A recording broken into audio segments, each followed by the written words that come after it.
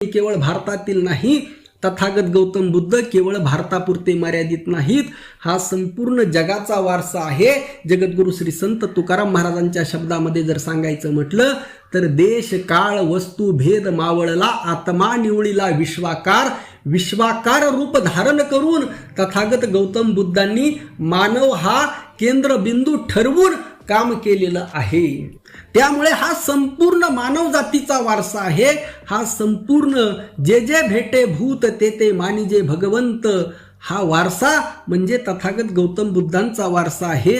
आणि मित्रांनो, तेथील प्रमुख, तेथील मठ, तेथील महंत, तेथील कमिटीमध्ये हिंदू कसं काय आणि सर्वात महत्त्वाचं म्हणजे ब्राह्मण कसं काय.